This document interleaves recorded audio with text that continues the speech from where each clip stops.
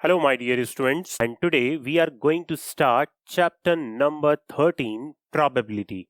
So, in the chapter number 13, probability, आज का हमारा टॉपिक है conditional probability. The first topic here we are going to start conditional probability. तो चलिए start करते हैं conditional probability. So, before starting conditional probability, आपको basic idea और बेसिक कंसेप्ट प्रोबेबिलिटी का पता होना चाहिए, ओके, जो आप क्लास 10th क्लास 11th में स्टडी कर चुके हैं. So here to understand the conditional probability हम यहाँ पर एक एग्जाम्पल से स्टार्ट करते हैं और उस एग्जाम्पल से समझते हैं कि कंडीशनल प्रोबेबिलिटी की रिक्वायरमेंट कहाँ होती है, किस टाइप की प्रॉब्लम्स होती हैं प्रोबेबिलिटी की जहां पर हमें कंडीशनल प्रोबेबिलिटी का कंसेप्ट अप्लाई करना पड़ता है. देखिए आप एक यहां पर एग्जांपल ले लिया हमने. Consider the experiment of tossing 3 fair coins. हम यहां पर क्या कर रहे हैं, 3 कॉइंस को टॉस कर रहे हैं. The sample space of the experiment is, जब भी 3 कॉइंस को टॉस करेंगे तो हमारे पास सैंपल स्पेस क्या आएगा, देखिए सैंपल स्पेस में आएगा head head head head, head, tail, head, tail, head, tail, head, head, head, tail, tail, tail, head, tail, tail, tail, head and tail, tail, tail. तो ये हमारे पास सैंपल स्पेस में total 8 outcomes आ जाएंगे. यहाँ पर 1 2 3 4 5 6 7 8 total 8 outcomes आएंगे sample space में जब भी हम 3 फेयर कॉइंस को टॉस करेंगे. ऑल्सो नाउ यहां पर हमने कैपिटल ई एक इवेंट ले लिया और कैपिटल ई इवेंट क्या है, at least 2 head appear. What is the capital E event? Capital E is the event at least 2 head appear. At least 2 head appear का मतलब है हमें वो आउटकम्स चाहिए जिसमें 2 हेड भी आ सकते हैं, 3 हेड भी आ सकते हैं. 1 हेड वो वाला पार्ट इसमें कंसीडर नहीं किया जाएगा, एटलीस्ट 2 हेड. तो ये बहुत इंपॉर्टेंट कंडीशन है. इससे हम capital E event find out करेंगे. एंड कैपिटल एफ इवेंट क्या है, first coin shows tell.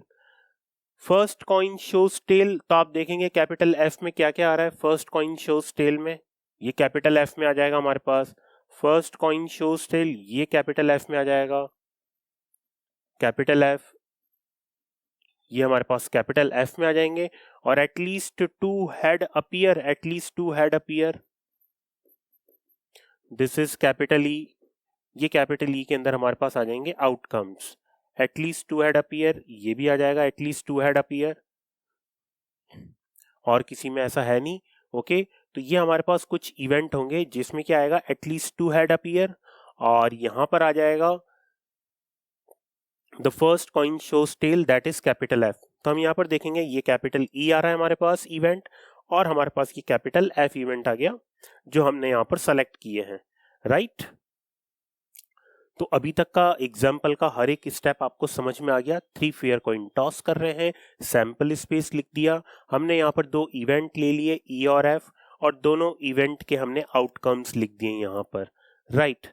Now अब हम यदि ई की प्रोबेबिलिटी फाइंड आउट करें, आप देखिए टोटल 8 इवेंट हैं और ई के अंदर कितने इवेंट हैं, फेवरेबल इवेंट कितने हैं, फेवरेबल इवेंट है 1 2 3 4. तो यहां पर एक बेसिक प्रोबेबिलिटी का हमने कंसेप्ट अप्लाई किया, favourable event upon total event, that is 4/8. तो जब भी आप probability of E find out करेंगे तो प्रोबेबिलिटी ऑफ ई कितना आ जाएगा, 1/2. 4/8 that is 1/2. In the similar way probability of F find out करेंगे आप, तो प्रोबेबिलिटी ऑफ एफ भी आपके पास क्या आएगा, फेवरेबल इवेंट है 4, टोटल इवेंट है 8, तो इसका प्रोबेबिलिटी भी 1/2 आ गया. तो यहां तक तो हमें कोई प्रॉब्लम ही नहीं है, ठीक है. ये तो एक बेसिक प्रोबेबिलिटी का कंसेप्ट था जिस कंसेप्ट को अप्लाई करके हमने प्रोबेबिलिटी ऑफ ई और probability of F find out कर लिया बहुत इजीली. इसको आप ऐसे भी फाइंड आउट कर सकते हैं, प्रोबेबिलिटी ऑफ ई मतलब हर किसी आउटकम की हमने प्रोबेबिलिटी फाइंड आउट कर ली और ये आ जाएगी 1/8 1/8 1/8 1/8 दैट इज 1/2. सेम हम चाहें तो ऐसे फाइंड आउट करें प्रोबेबिलिटी, या जैसे मैंने अभी आपको सिखाया, okay. And probability of F भी आपके पास कितना आ जाएगा, 1/2. ऑल्सो आप देखेंगे ई इंटरसेक्शन एफ. ई और एफ में कॉमन क्या आ रहा है? ई और एफ में एक ही इवेंट कॉमन आ रहा है जिसमें टेल तो फर्स्ट पोजीशन पे आ रहा है और एटलीस्ट 2 हेड आ रहे हैं, तो एक ही फेवरेबल आउटकम है, तो इसकी प्रोबेबिलिटी कितनी हो जाएगी? इसकी प्रोबेबिलिटी हो जाएगी 1/8। तो ई इंटरसेक्शन एफ की प्रोबेबिलिटी कितनी हो गई? 1/8। तो यहां तक तो जो भी इस पे बेस्ड हमने एग्जाम्पल पे बेस्ड हमने इवेंट ई फाइंड आउट किया, एफ फाइंड आउट किया, E intersection F find out किया, इन सब में बेसिक प्रोबेबिलिटी का कंसेप्ट अप्लाई किया है। Favourable event to that F और ई अपॉन टोटल इवेंट और total outcomes, right? So favorable outcomes upon total outcomes, that is the probability basic concept we have apply here. Now अब हमारे पास ये question में थोड़ा सा चेंज आया और क्वेश्चन कुछ इस टाइप से पूछा जाए, that is we suppose that we are given that the first coin shows tail. अब यहां पर हमें given हो गया, this is we have to given that first coin shows tail, that is f. यहां पर हमें f गिवन है और क्वेश्चन क्या पूछा जा रहा है? Then what is the probability of occurrence of E? What is the probability of occurrence of E? मतलब ई की प्रोबेबिलिटी क्या होगी? ई के अकरेंस की प्रोबेबिलिटी क्या होगी? ई क्या है यहां पर? At least 2 head. तो जब आपको f गिवन हो, इस केस में ई का प्रोबेबिलिटी क्या होगा? तो जब भी इस टाइप के क्वेश्चन पूछे जाते हैं तो इसमें कंडीशन अप्लाई कर दी। अभी तक हमने probability of E find out किया, probability of F find out किया, probability of E intersection F find out किया, इसमें किसी टाइप की कोई कंडीशन नहीं थी। बट अब एक कंडीशन अप्लाई कर दी कि आपको सैंपल स्पेस के अलावा भी यहां पर आपको in spite of sample space क्या गिवन है? First coin shows tail. Then E का प्रोबेबिलिटी क्या होगा? तो इस केस में क्या होता है? In this case with the information of occurrence of f, we are sure that the case in which the first coin does not result into a tail should not be considered. इसका कहने का मतलब है कि अब हम जब भी e की प्रोबेबिलिटी फाइंड आउट करेंगे तो e की प्रोबेबिलिटी फाइंड आउट करने के लिए हम वो आउटकम्स लेंगे जिसमें फर्स्ट पोजीशन पे टेल आ रहा हो। जिसमें फर्स्ट पोजीशन पे टेल आएगा सिर्फ वो ही इवेंट कंसीडर किए जाएंगे probability of E find out करने के लिए। क्यों? क्योंकि हमें एफ गिवन है। एक रेस्ट्रिक्शन अप्लाई कर दी, एक कंडीशन अप्लाई कर दी, तो अब हम बाउंड हो गए। तो हम सिर्फ वो ही इसके अंदर आउटकम देखेंगे जिसमें फर्स्ट पोजीशन पे क्या आ रहा हो? टेल आ रहा हो। Okay, so by this information, इस इंफॉर्मेशन से क्या होता है? हमारा सैंपल स्पेस रिड्यूस हो जाता है। सैंपल स्पेस कैसे रिड्यूस होगा? From the set of S to its subset F for the event E. देखिए अभी तक हमारे पास सैंपल स्पेस क्या था? सैंपल स्पेस हमारे पास था head head head head tail head head head tail tail head head tail head tail tail tail head head tail tail and tail tail tail. ये हमारे पास क्या था? Sample space. बट जैसे ही हमें बोला कि फर्स्ट कॉइन शोज टेल, ये आपको गिवन है, तो हमारा सैंपल स्पेस क्या हो गया? हमारा सैंपल स्पेस स्मॉल हो गया। मतलब यहाँ पर हमने एक सैंपल स्पेस का हमें सबसेट गिवन है। कौन सा सबसेट गिवन है हमें सैंपल स्पेस का? तो देखिए जिसमें फर्स्ट पोजीशन पे टेल आ रहा है, तो फर्स्ट पोजीशन पे टेल कौन कौन सी पोजीशन पे आ रहा है हमारे पास? इन सब में फर्स्ट पोजीशन पे टेल आ रहा है, तो ये हमारे पास हो गया f। तो इस केस में f क्या हो गया? s का सबसेट हो गया और अब हमें सिर्फ और सिर्फ f को ही कंसीडर करना है। तो अब आप देखेंगे पहले सैंपल स्पेस में टोटल आउटकम कितने थे? 8। बट अब जैसे ही हमें कंडीशन दे दी कि जो आउटकम्स फर्स्ट पोजीशन पे टेल कंटेन करते हैं सिर्फ उन्हीं आउटकम्स को कंसीडर किया जाएगा। तो अब हमारे पास टोटल आउटकम्स कितने हो गए? 1 2 3 4। टोटल आउटकम्स कितने हो गए? 4 हो गए हमारे पास। अब हमें किसकी प्रोबेबिलिटी फाइंड आउट करनी है? occurrence of E that is at least 2 head। तो आप इसमें देखेंगे ये जो टोटल आउटकम है हमारे पास 4, इसमें एटलीस्ट 2 हेड का सिर्फ और सिर्फ एक ही इवेंट है। कौन सा है? THH। तो इस केस में आप देखेंगे अब यदि probability of E find out करते हैं तो प्रोबेबिलिटी ऑफ E कितना आ जाएगा? Favourable outcome upon total outcome, that is 1/4। तो जैसे ही कंडीशन अप्लाई हुई E की प्रोबेबिलिटी कितनी हो गई? 1/4। जब तक कंडीशन अप्लाई नहीं थी E की प्रोबेबिलिटी कितनी कैलकुलेट करी थी हमने? 1/2। सो आई थिंक इस डायग्राम से आपको समझ में आ गया होगा कि कंडीशन से इफेक्ट कहां पड़ेगा probability of E find out करने में। सो यहीं से ही कंडीशनल प्रोबेबिलिटी के कंसेप्ट का बॉन्ड हुआ, राइट। तो कंडीशनल प्रोबेबिलिटी का कंसेप्ट कहां यूज हुआ?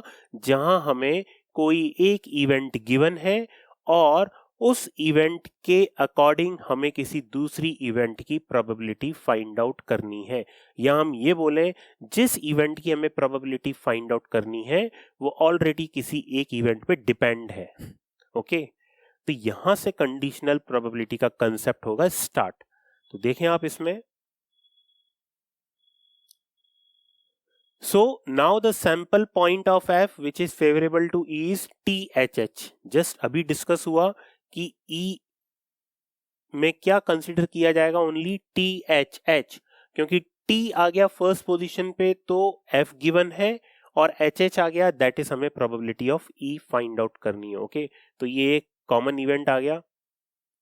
सो the probability of E considering F as a sample space is 1/4। मैंने जस्ट अभी थोड़ी देर पहले आपको यही बताया था, F क्या हो गया? S का सबसेट हो गया। पहले तो हम S को सैंपल स्पेस ले रहे थे, बट अब किसको सैंपल स्पेस लेंगे? F को। क्यों? क्योंकि F हमें गिवन है। सो दैट्स वाई इसको लिखा भी ऐसे ही जाता है, probability of E when F is taken as a sample space is 1/4, और probability of E when it is given that F has already occurred, then also this is equal to 1/4। so in the word form आप ऐसे भी लिख सकते हैं, आप ऐसे भी लिख सकते हैं। okay, so now probability of the event E is called, so in that case जब भी हमें F गिवन होगा तो इस केस में जब भी हम E की प्रोबेबिलिटी फाइंड आउट करेंगे तो इस E की प्रोबेबिलिटी को हम क्या बोलेंगे? Conditional probability of E given that F has already occurred। और इसको डिनोट कैसे करते हैं? इसको डिनोट करते हैं PE/F। So PE/F is 1/4। इसी कंसेप्ट से हम कंडीशनल प्रोबेबिलिटी का फॉर्मूला जनरेट करते हैं। देखें आप नेक्स्ट स्लाइड पे। So now we can write the conditional probability of E given as PE/F is equal to number of elementary event favorable to, देखिए number of elementary event favorable to E intersection F, क्योंकि E और F का intersection देखना पड़ेगा, divided by number of elementary event which are favorable to F। मतलब वही हुआ favorable outcome upon total outcome। This is basically called conditional probability PE/F। तो PE/F किसके इक्वल हो गया? Number of element that is N of E intersection F, N of F that is number of element in F। अब इन दोनों को यदि हम number of element in S से डिवाइड कर दें तो ये किस में कन्वर्ट हो गया? Probability of E intersection F upon probability of F, where condition is that probability of F will not be equal to 0। So this is the formula of conditional probability। PE/F is equal to PE intersection F upon PF, where PF is not equal to 0। तो कुछ इस type से हम conditional probability को define करेंगे। सो I think ये जो हमने थ्री फेयर कॉइन्स का टॉसिंग थ्री फेयर कॉइन्स का हमने एग्जाम्पल लिया, by this example basic probability क्या होती है, कंडीशनल प्रोबेबिलिटी कैसे कंसेप्ट क्रिएट किया हमने, तो आई थिंक ये दोनों ही कंसेप्ट आपको बहुत अच्छी तरह समझ में आ गए होंगे। सो यहीं से ही अब हम एक फाइनल डेफिनेशन लिखते हैं कंडीशनल प्रोबेबिलिटी की। So what is the conditional probability?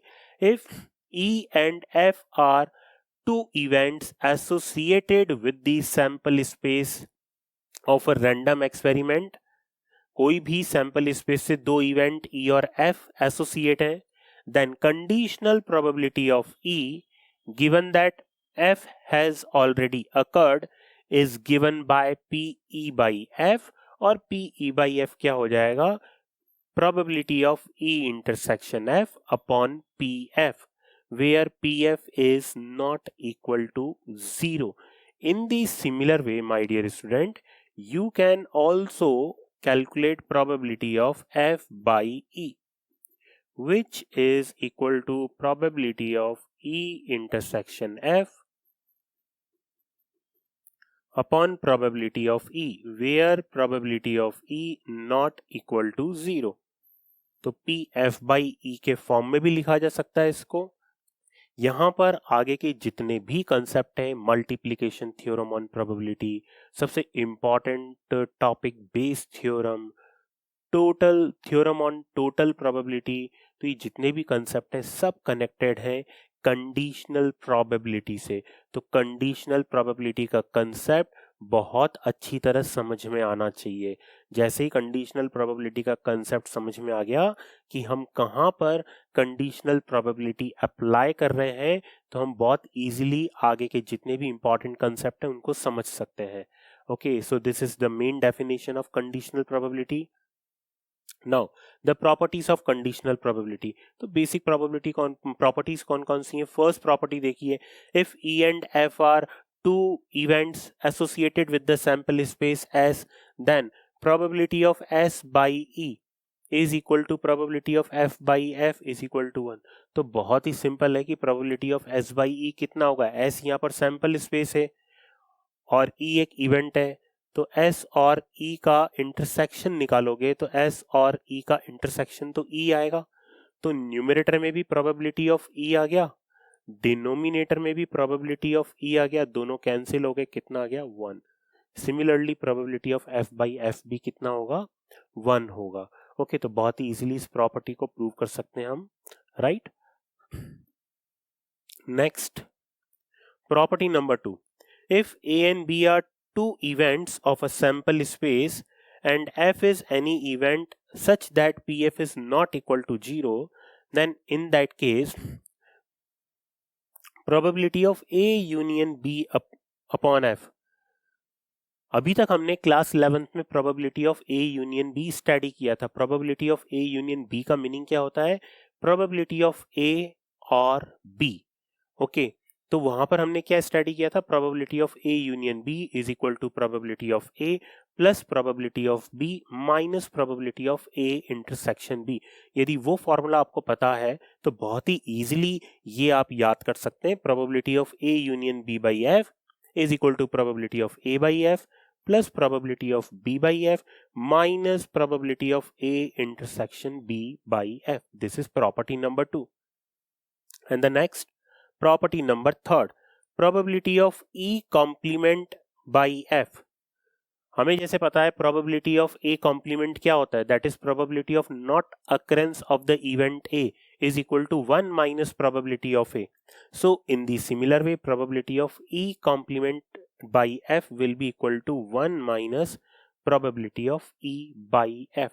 This is property number 3. So these are some of the properties based on conditional probability. So I think all the concept related to condition probability जिस example से हमने start किया, धीरे धीरे हम उस example से conditional probability के कंसेप्ट पे अप्रोच किया। हमने कंसेप्ट कंडीशनल प्रोबेबिलिटी की डेफिनेशन स्टडी करी, इसकी प्रॉपर्टीज देखी।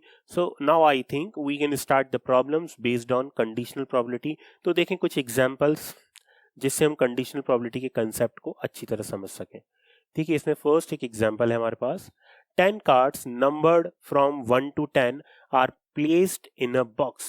एक बॉक्स के अंदर 10 कार्ड्स प्लेस्ड है 1 to 10। तो 1 to 10 कार्ड्स प्लेस्ड हैं, तो यहाँ पर सैंपल स्पेस में हमारे पास कार्ड्स हैं 1 2 3 4 5 6 7 8 9 10 10 cards are placed। Mixed up thoroughly and then one card is, देखो इन ये जितने भी 10 कार्ड्स हैं इन सबको मिक्सअप कर दिया गया है and then one card is drawn randomly कोई भी हमें एक कार्ड ड्रॉ कर रहे हैं। If it is known that the number on the drawn card is more than 3। अब यहां पर भी हमें कंडीशन गिवन है, इट इज नॉन दैट, क्या गिवन है हमें यहां पर, it that the drawn card is more than 3। तो हमने यहां पर एज्यूम कर लिया एक इवेंट,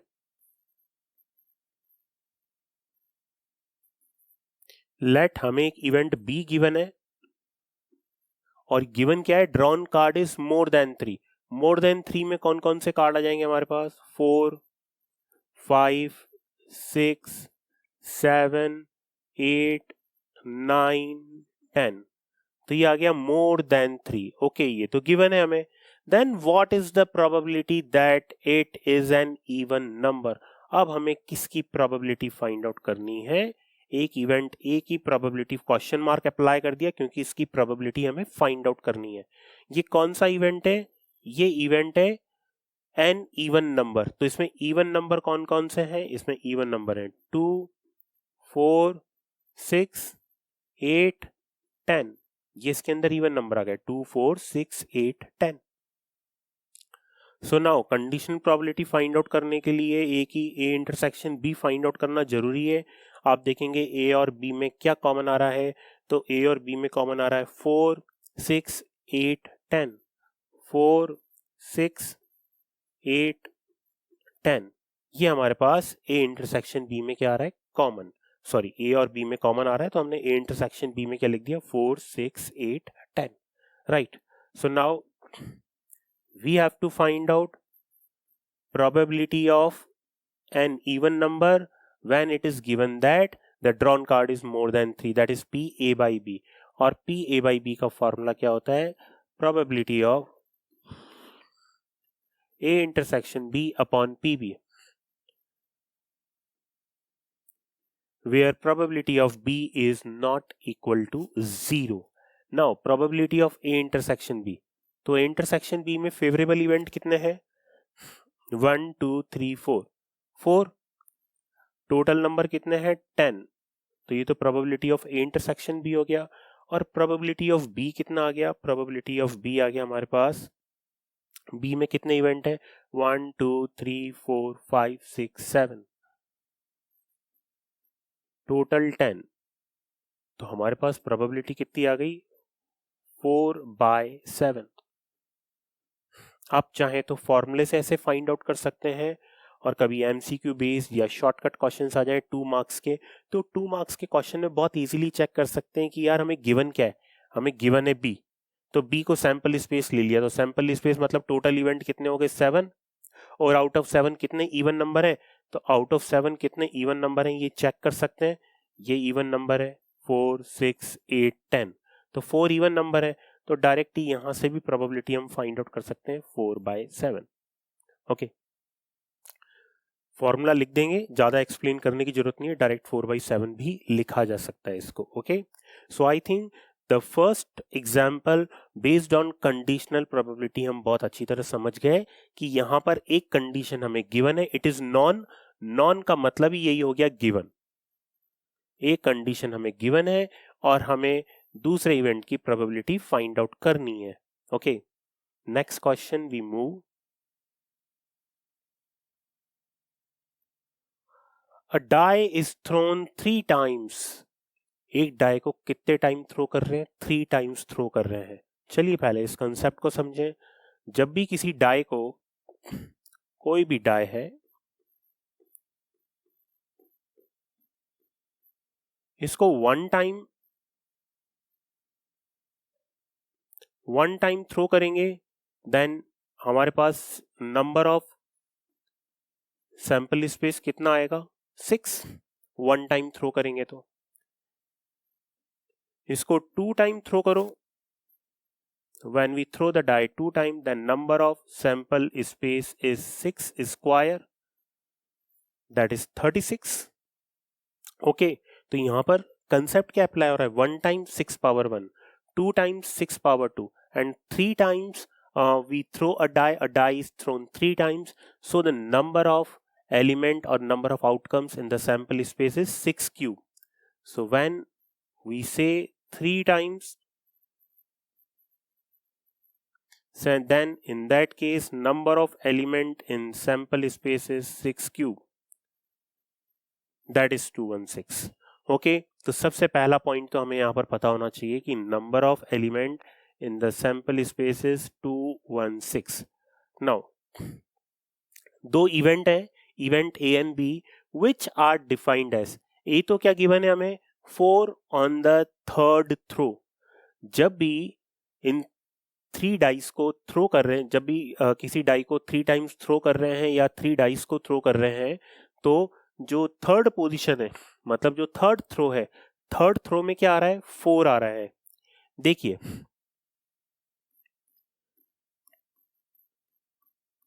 वन टाइम थ्रो कर रहे हैं ये फर्स्ट,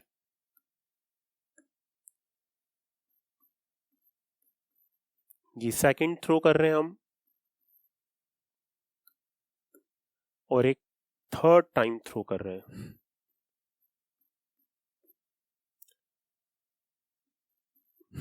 थर्ड टाइम थ्रो कर रहे हैं, तो इसमें लिखा हुआ है जो थर्ड टाइम थ्रो कर रहे हैं उस पे कितना आ रहा है, 4 आ रहा है, तो ये फिक्स है.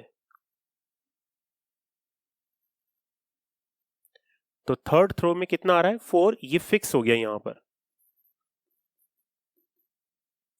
बाकी फर्स्ट और सेकंड पे, अपर फेस पे कुछ भी आ सकता है.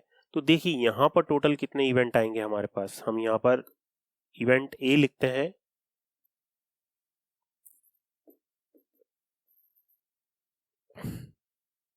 Four on the third throw, 4 on the third throw.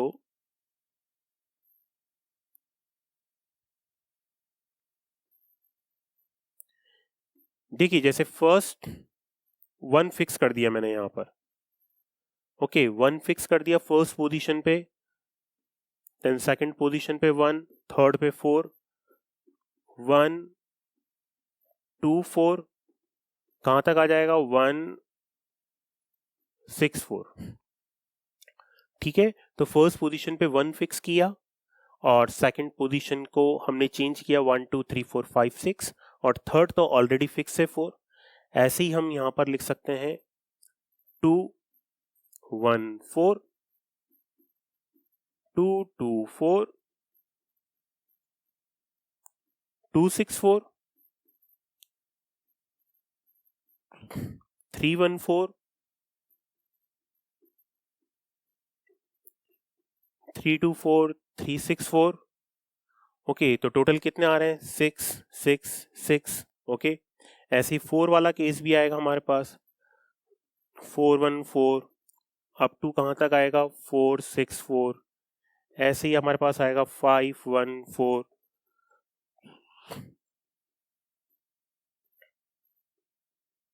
6 1 4. तो आई थिंक ये हमारे पास सब आउटकम्स आ गए.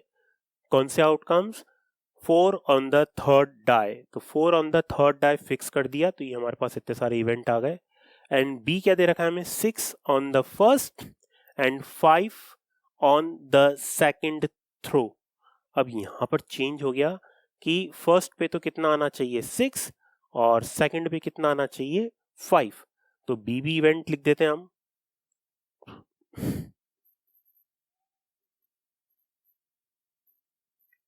फर्स्ट पे 6, सेकंड पे 5, थर्ड चेंज होगा 6 5 1, 6 5 2, 6 5 3, 6 5 4, 6 5 5, 6 5 6. ये हमने इवेंट बी लिख दिया यहां पर, राइट. तो इवेंट ए और बी दोनों लिख दिए यहां पर. नाउ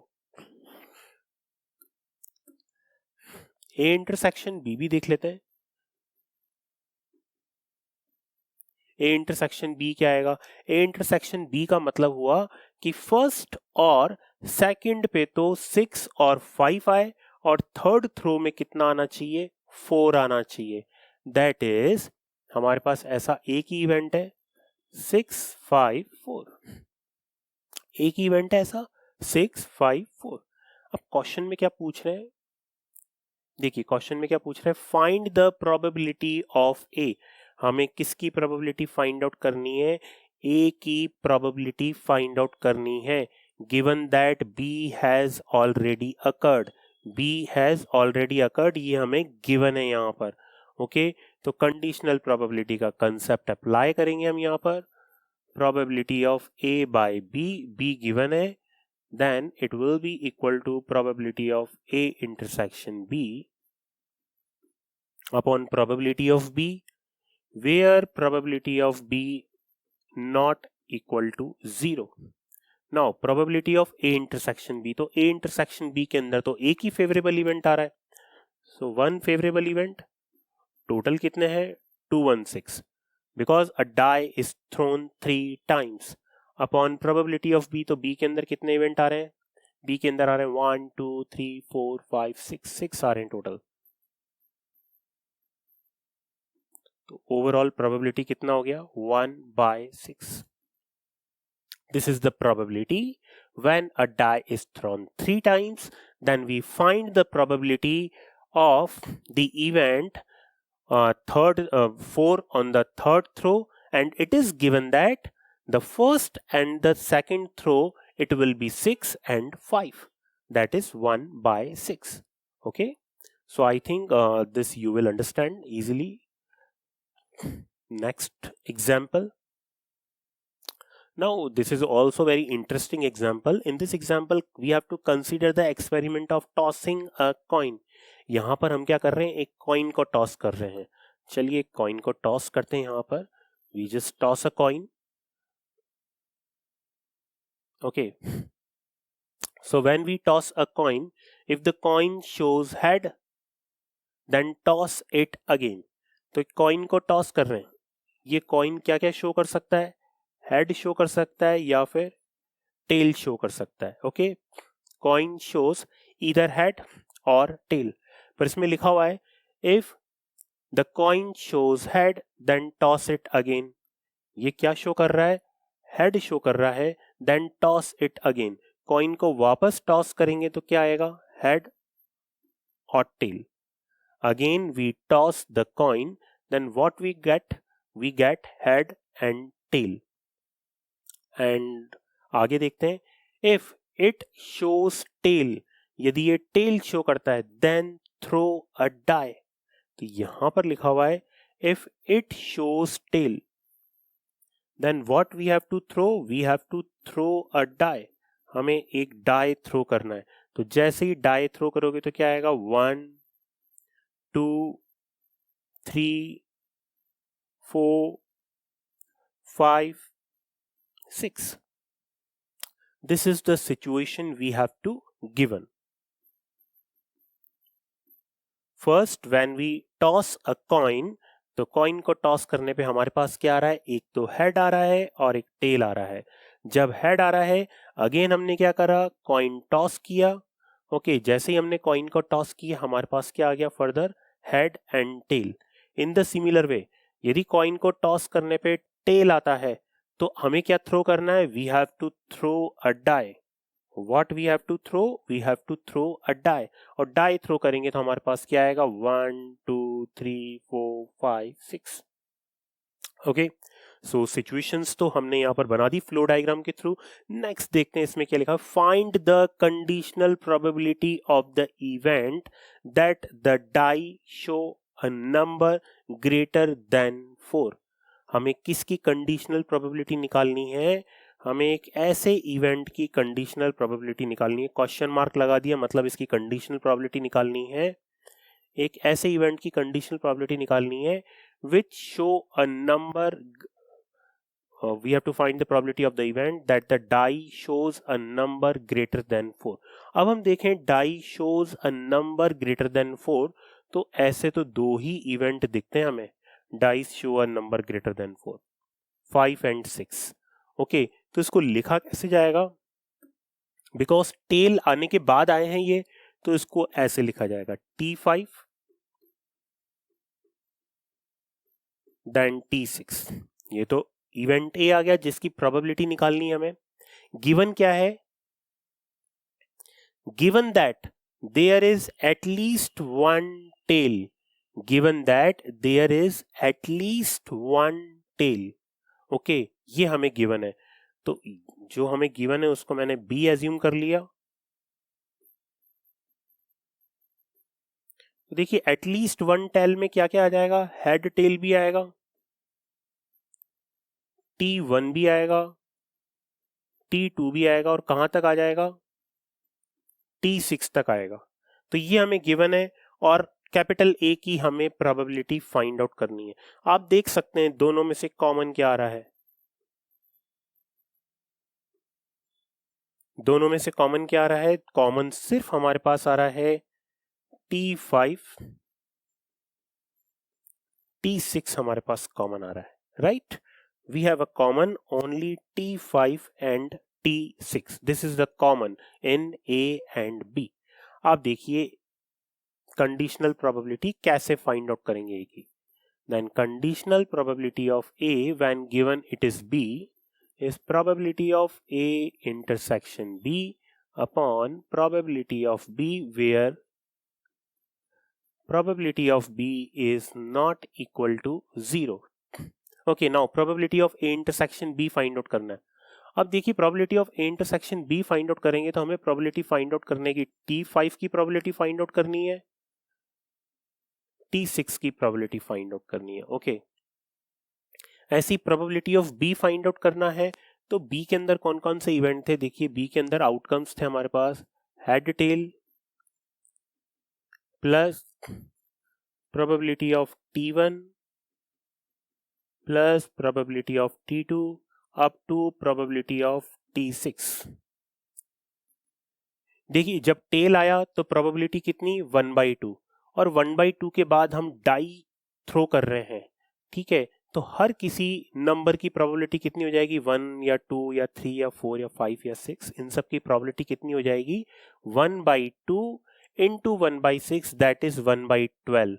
तो यहां पर जब इस तरह से हम प्रोबेबिलिटी लिखते हैं T,5, तो टेल की प्रोबेबिलिटी 1/2, 5 की प्रोबेबिलिटी 1/6, दैट इज 1/12। कुछ इस टाइप से लिखा जाता है इसको। ओके, ऐसे ही HT की प्रोबेबिलिटी निकालेंगे कि probability of head is 1/2, then probability of tail is 1/2। So by the fundamental principle of multiplication probability will be 1/4। इसको कैलकुलेट करते हैं, यहां पर आ जाएगा न्यूमरेटर में 1/12 प्लस 1/12, डिनोमिनेटर में आ जाएगा हमारे पास 1/4 एंड 1/12। देखिए यहाँ पर T1, T2, T3, T4, T5, T6 आएगा, तो 1/12 कितने टाइम आएगा? 6 टाइम आ जाएगा 1/12। ओके, तो न्यूमरेटर में तो आ गया 2/12 और डिनोमिनेटर में कितना आ गया हमारे पास? 1/4 प्लस 6/12, कुछ इस टाइप से लिखा हुआ गया। 12 एलसीएम लेंगे तो 12 से 12 कैंसिल हो जाएगा और हमारे पास यहाँ आंसर आ जाएगा 2/9। So 2/9 is the probability of the event number greater than 4 on the die when it is given that there is at least one tail। तो probability कितनी आ गई हमारे पास? 2/9। Okay. So in this lecture, you understand very easily each and every concept based on conditional probability। हमने by example conditional probability का concept समझा, उसकी definition देखी, हमने properties समझी और उस पे based कुछ example किए conditional probability के concept को strong बनाने के लिए। Okay, thanks to all of you my dear students।